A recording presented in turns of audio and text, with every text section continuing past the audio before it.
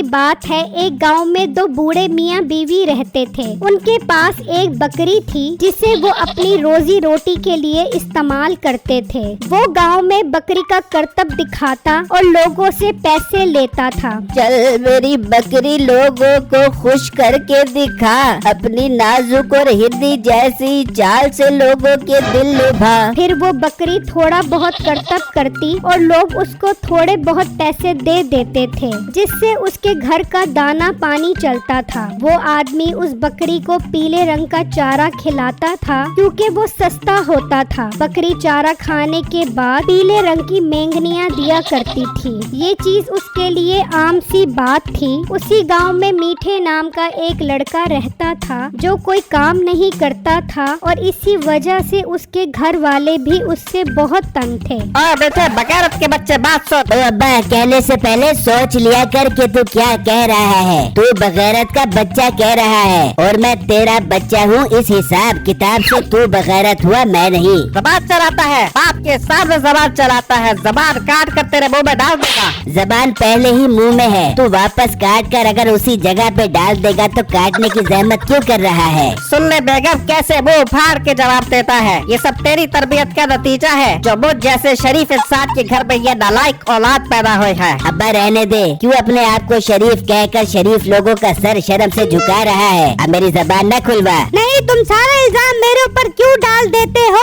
इसको पैदा करने की साजिश में तुम्हारा भी उतना हाथ है जितना मेरा है। सारा इल्जाम मुझ पर न डाला करो।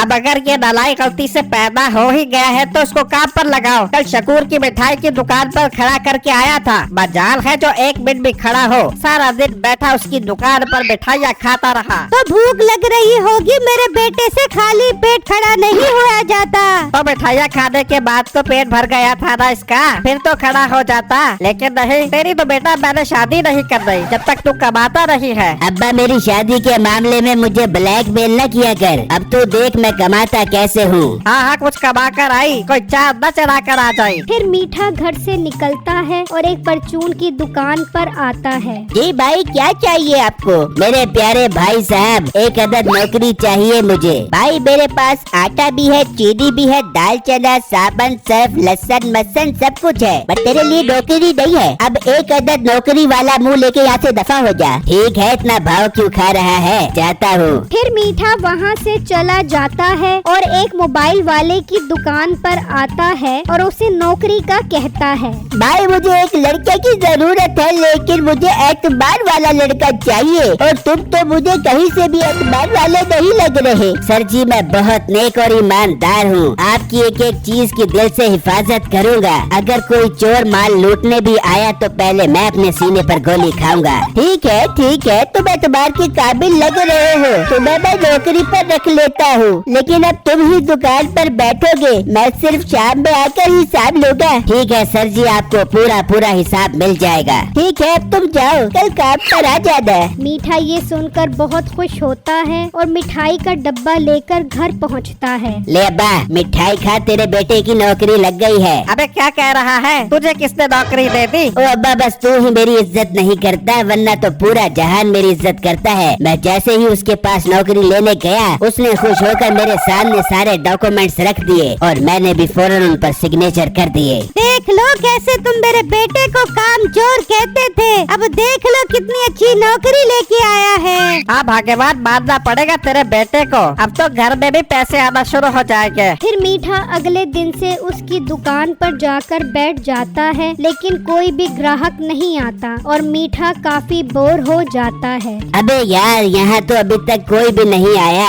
मैंने तो ये समझकर नौकरी ली थी कि यहाँ पर कस्टमर की लाइन लगी होगी और मैं सारा दिन बिजी रहूँगा। अब तो लगता है बैठे बैठे मक्खियाँ मारनी पड़ेगी। मीठा सोच ही रहा होता है कि उसे ख्याल आता है, आ गया, अब टाइम आ गया उस परचून वाले से बदला लेने का। मैं अभी उसके पास जाता हूँ और उससे अपना हिसाब पूरा करके आता हूँ। फिर मीठा दराज खोलता है तो उसमें पैसे पड़े होते हैं। वो वहाँ से 1000 रुपए निकालता है और उस परचून वाले के पास जाता है। हाँ तो फिर आ गया, कहा नहीं था नौकरी नहीं है। भाईजान, मैं नौकरी लेने नहीं आया, वो तो मेरी मल्टीनेशनल कंपनी में लग गई है। मैं तो आपके पास सामान लेने आया हूँ, 10 किलो चीनी दे दो। 10 किलो चीनी? पहले पैसे दिखा। ओ भाई ये देखो 1000 रुपए, अब जल्दी से चीनी दे दो। फिर दुकानदार उसको 10 किलो चीनी देता है। ला पैसे दे। कौन से पैसे? उस दिन जब मैं तेरे पास आया था तो तूने मेरी कितनी बेइज्जती की थी, मैं उसका बदला लेने आया हूँ। कोई पैसे नहीं है, चल अपना काम कर। ये कहकर मीठा वहाँ से भागता है तो दुकानदार भी उसके पीछे भागता है। तो मीठा भागते भागते उस बूढ़े आदमी के घर के पास छुप जाता है और दुकानदार आगे निकल जाता है। तो अचानक मीठे की नजर उस बकरी पर पड़ती है। वो पीले रंग की मेंगनियाँ कर रही होती है। अबे भाई ये तो सोने की मेंगनियाँ दे रही है, मेरी तो निकल पड़ी। मैं पूरे जहान में खज्जल ख्वार होता फिर रहा हूँ और यहाँ सोने की मेंगनियाँ मेरा इंतजार कर रही हैं। अब मुझे किसी भी तरह ये बकरी हासिल करनी है। मैं रात को आता हूँ। फिर मीठा दुकान पर जाकर बैठ जाता है और इतनी देर में दुकान मालिक भी आ जाता है। तो मीठा उसको बकरी के बारे में बताता है। क्या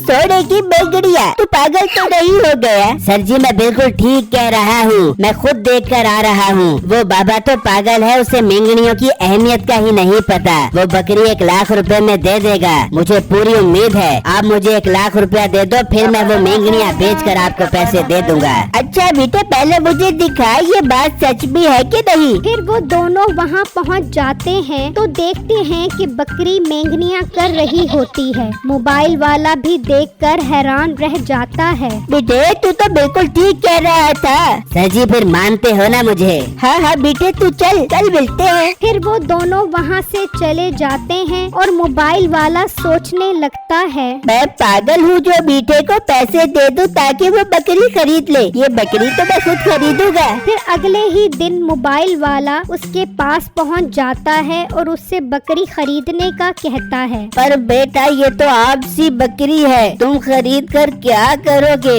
इससे तो मेरी रोजी रोटी चलती है। अंकल मैं आपको इसकी बहुत अच्छी कीमत दे दूंगा, बस आप हाँ भर लो। कितने पैसे दे दोगे आप मुझे? मैं आपको इसके 1 लाख रुपए दे दूंगा। 1 लाख? ठीक है बेटा मुझे सौदा मंजूर है। फिर वो उसे 1 लाख रुपए देकर उससे बकरी खरीद कर ले जाता है और अपने घर में लाकर बांध देता है। तो इतनी ही देर में वो मेंगनियाँ कर देती है। वाह वाह वाह वाह, अब तो मैं बहुत अमीर हो जाऊंगा। मैं जाकर इसे सुनार को बेच देता हूँ। फिर वो मेंगनियाँ उठाकर सुनारे के पास जाता है तो सुनारा देखकर बहुत हंसता है। भाई तो पागल तो नहीं हो गया? ये सोने की मेंगनियाँ नहीं है बल्कि बकरी ने पीले रंग का चारा खाया होगा, इस वजह से इसका रंग पीला है। क्या सुनारे साहब आप सच कह रहे हो? हाँ मैं सच कह रहा हूँ, मुझे तो लगता है तुझे किसी ने लूट लिया है।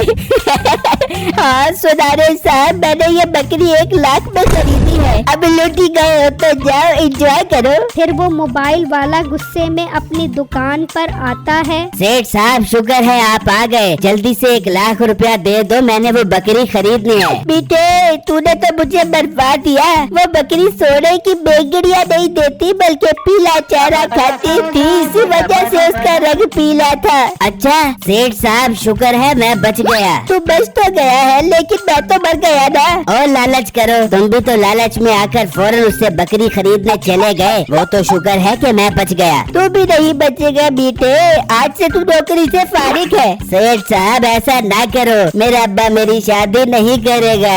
बहुत अच्छी बात है, तेरी शादी नहीं होगी तो मैं तुझे रंडवा बरते देखूंगा। चल शाबाश निकल जा यहाँ से। फिर वो मीठे को नौकरी से फारिग कर देता है और मीठा फिर से अपने घर वालों के ताने सुनने लग जाता है। मेरी वीडियो को लाइक और मेरे चैनल को सब्सक्राइब कीजिएगा और मुझे कमेंट बॉक्स में जरूर बताइएगा कि आपको मेरी स्टोरी कैसी लगी। शुक्रिया।